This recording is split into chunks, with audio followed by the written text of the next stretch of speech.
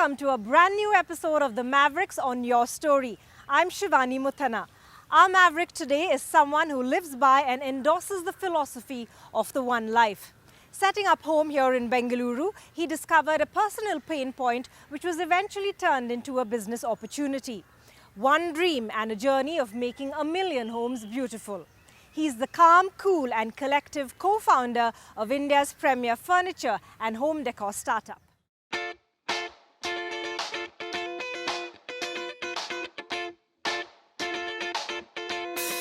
Everyone has two lives, and the second one starts when you realize you only have one. I pretty much unleashed myself on every aspect of my life. 40 is now the new 25. I am literally living the life of a 25-year-old. Starting business was the biggest bet we have taken. When I wake up in the morning, I don't want a customer to be complaining, and that's not the kind of company we want to build. The way I react to anything is pretty calm. For me, that's survival instinct. If you've never failed in life, I think you'll be a bad entrepreneur.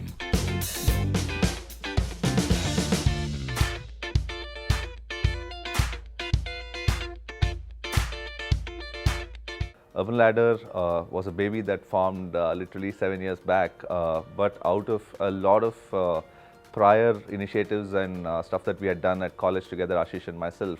So I would say the Urban Ladder story started not in 2012 officially, but literally in 2002 when we went to IMB. Coincidentally, we moved together to Bangalore in 2008, and the startup ecosystem at that time was just, Flipkart, and Amazon was not even in play, and there's a lot of action around the startups and investing and impact, right? And for us, that was a lot of fun in terms of having anything to do with impact for end users. Right from, the reason why I quit Cognizant and joined Yahoo. I was in Switzerland earning a lot of money. I said, no, that's not cutting it. I have to be in the internet space. Around 2011, when I was also making more presentations in Yahoo than products, and Ashish was moving out of his stint at Amar Chitrakatha, we talked about doing something. When we had moved into our own homes in Bangalore, we had faced a lot of issues in terms of doing just good quality furniture at a service level which is acceptable. When we started up, we didn't do too many experiments. We just said, okay, let's just launch. And we have enough money in our accounts to last 2 years without salary if it's required.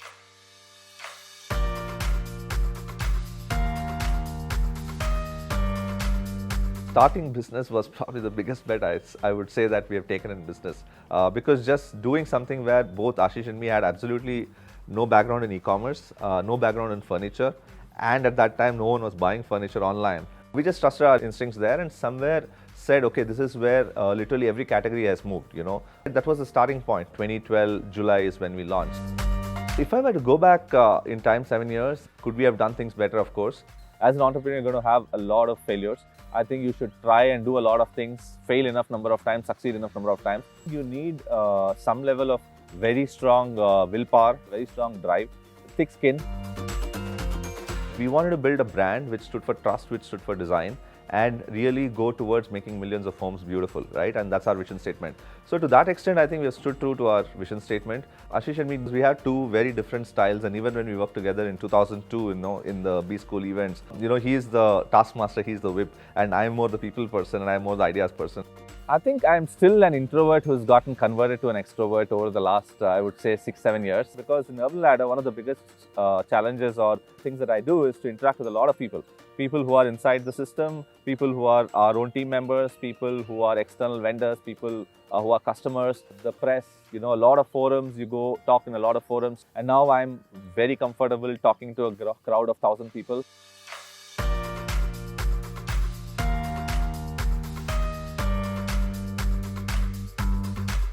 We have till now raised 5 to 6 rounds of funding and more than $100 million. But obviously, when you start, you're no one and nothing. One other important landmark that I can think of is when we had Mr. Ratan Tata come as investor, and we were one of his first investments, and he himself was an architect and he really loved the kind of furniture that we do. The moment we announced that, the PR person at that time called me and said, okay, the entire press has landed here, what do we do? But really funding is not as much of a landmark as, let's say, getting the first customer or getting that first order or getting the first person to join you with absolutely no background.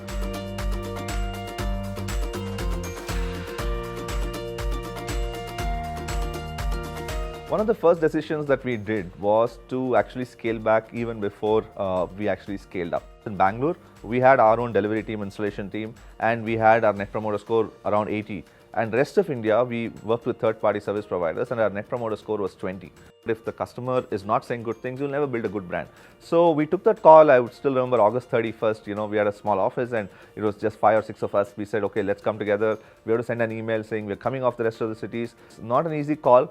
It was a tough one at that point in time because we're losing around 25-30% of revenue because of that decision.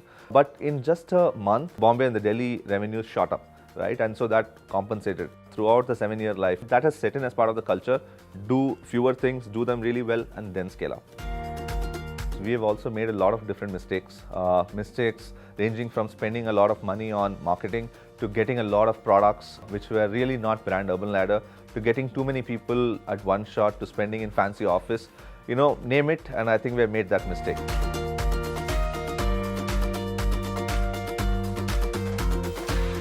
Around 2016, I was going through a difficult time both at business and at life, and then I thought, okay, let me just expand on at least the horizons of what life is about and happiness is about. And I read a lot of books, heard a lot of podcasts, and just figured out what happiness was. And there I formulated what I called One Life, which is a new way of living life, which is to say all of us as humans have one life and one physical life. How can we maximize happiness in it?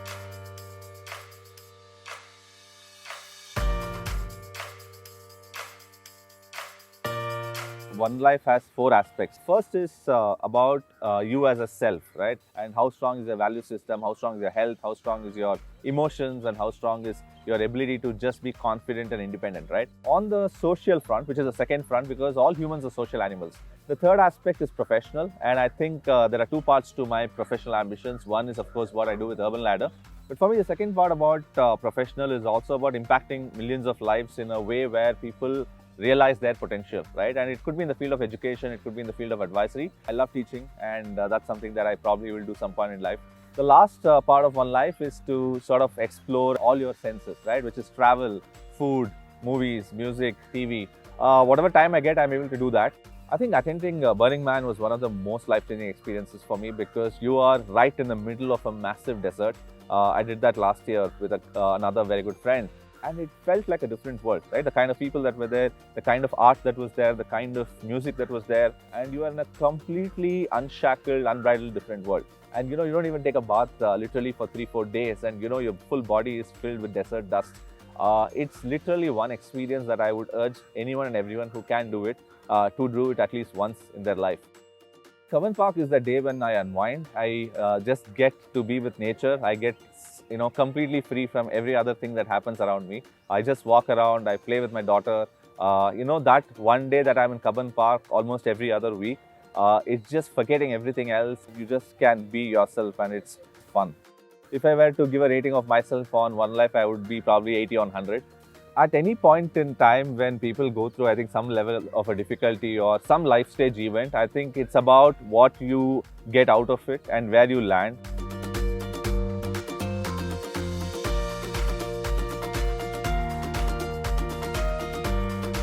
We probably hit the lowest point sometime between September 2016 to March 2017. And for us to have pulled back, had a new focus, which was omnichannel retail. Literally, we have grown 35-40% a year and have cut costs almost 75%. So we have done that pullback really well in the last 2 years. It was always about design and making sure that customers could use the products in the longer term. So whether that's extended warranty, that's after sales service, all of that stuff we wanted to hold together. I would say for Urban Ladder, there are 3 big goals for the next 3 years. One, the bigger one, is to go towards an IPO, which essentially means we need a very strong set of foundational systems. We also need to go towards profitability, and we need to make sure that all the stuff that we are doing, the controls for all of that is put in place very well. In hindsight, there were a lot of maverick moves that would have not been possible if not for at least some of the conviction that we had. So let's have a look at the store. Would you ever imagine when you started off that one day you would be standing at the Urban Ladder store, considering that your key focus was online when you launched? On day one, for us, I think we would have been just happy if a lot of customers just bought Urban Ladder products. But yes, I think a lot of things changed in terms of our initial hypothesis to say that, hey, we would sell furniture online and we would actually make a marketplace of furniture online, to actually saying that we want to focus on our own brand, because once you are in the system, is understand what are the challenges with supply chain, with manufacturers, with just the different aspects. So learning has been that, as long as you hear the customer time to time and making sure that you adapt yourselves to what the customer is saying, I think you will do a great job. And literally retail has been one from that specific experience, right? To make sure that customers who are coming into the fold as you expand, there's a bunch of customers for whom touch and feel becomes critical. That's the reason why we got into retail. And yeah, it's very difficult to have predicted this on day one. Okay, so if you were to be reborn as a piece of furniture, which one would it be and why? Oh, that's a pretty difficult one to answer. Well, I would want to be certainly lying down on some of these sofas, Okay. or sitting on one of those recliners. But given the way people jump on these, I don't want to be one of them. Okay. So maybe, the pieces that people just touch and go off, so that there's no impact on people sitting. So maybe the curtains or the carpets here probably. So any home decor tip that you've picked up along the way? I would say a dash of color, I think, is the one big thing that I would do to my house right now. Earlier, I used to just have neutrals in terms of browns or very earthy colors and solid wood furniture. But a dash of color, maybe for a sofa or for an accent piece, is something that I would love to do to my house. Oh, that looks interesting. Let's go check that out. Yeah, so What are these are two of our biggest selling recliners. And okay, thank you. So you made me sit on the recliner one I is have at this my one? house. It's called Tribbiani, Okay. named after Joey Tribbiani from Friends. And this is the same one I have at home near my book rack. And whenever I need my alone time, this is the same recliner. The only difference is I do this. I actually, completely go back Oh, okay. and, lie down like this and make sure for the next 1 hour no one disturbs me. What's the idea behind the name of this sofa? So a lot of our products are named after a specific set of categories. For example, recliners, I think Friends, the sitcom, made it extremely popular. And this almost looks like Joey and Chandler are sitting next to each other. So for that matter, for example, our study tables are named after authors. So we have sort of taken some level of a storytelling approach to naming our products to make sure that there's a backstory. And a lot of your pieces are also named after sunny, bright, spots around the world, adventures, explorers. What's your favorite vacation spot? Iceland would probably be my favorite, because I think I've toured enough of the world, but I haven't seen one place which is as beautiful, mix of cold and warmth and green and snow, and I think Iceland is a phenomenal place. So if the ghost of IKEA founder Ingvar Kamprad were to appear in front of you, what would your conversation be like? That's a very interesting question. I think what he has done for the category, I think, has been phenomenal. That to even have a dream, and it's been 60, 70 years, to have done this in an industry which has a lot of challenges. So the inspiration that we can get from someone like him is on how do we make designs even more democratic, right? And I would say that's been a phenomenal learning for us from the entire IKEA story. Great. And what would your Maverick move for the next year or the immediate future be? 2019 is going to be a lot of focus on expanding retail. We have opened 11 stores in the last 2 years. Now we are going to open almost 20 stores in the next 6 months, right? So how do we do that? How are we putting in place the right kind of merchandising, the right kind of team, the right kind of training to be able to do all of that in the next 6 months is going to be quite a challenge. So I would say that's going to be literally the Maverick move for this year for us. Okay, great catching up with you, Rajiv. Thanks for being our Maverick on this episode.